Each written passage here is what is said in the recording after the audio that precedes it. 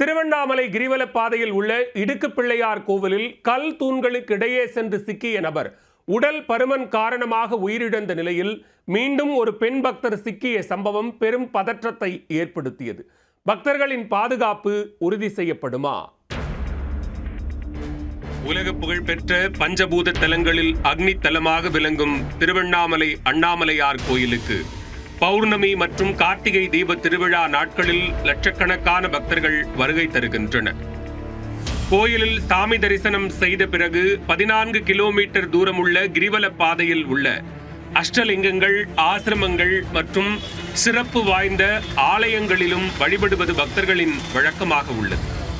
அந்த வகையில் கிரிவல பாதையில் உள்ள இடுக்கு பிள்ளையார் கோயில் மிக குறுகலான கல் தூண்களுக்கு இடையே சென்று வெளியே வரும் வழிபாட்டு முறைக்காக அறியப்படுகிறது.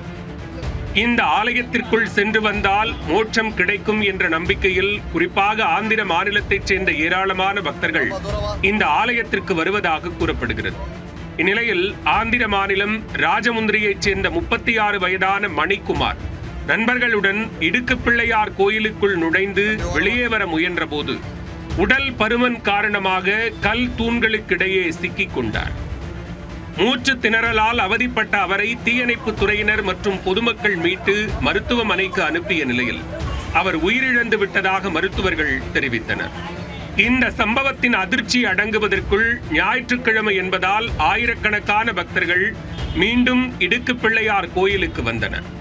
அப்போது ஆந்திர மாநிலத்தைச் சேர்ந்த உடல் பருமனான பெண் பக்தர் ஒருவர் கோயிலின் இடுக்கு தூண்களுக்குள் நுழைந்து வெளியே வர முயன்ற போது அவரும் அதே போன்று கல் தூண்களுக்கு இடையே சிக்கிக் கொண்டார்.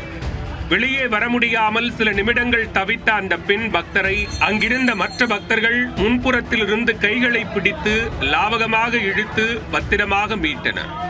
உயிருக்கு ஆபத்தான இந்த வழக்கத்தை பாதுகாப்பாக மேற்கொள்வது குறித்த வழிமுறைகளை வகுக்க வேண்டும் என பக்தர்கள் பலரும் கோரிக்கை விடுத்துள்ளனர். குறிப்பாக உடல் பருமனானவர்கள் கல் தூண்களுக்கு இடையே செல்லக்கூடாது என எச்சரிக்கை பலகைகள், எடை தொடர்பான வழிகாட்டு நெறிமுறைகள், பாதுகாப்பு அதிகாரிகள் மற்றும் காவல்துறை கண்காணிப்பு ஆகியவை உடனடியாக ஏற்படுத்தப்பட வேண்டும் என்று பக்தர்களும் சமூக ஆர்வலர்களும் வலியுறுத்தி வருகின்றனர்.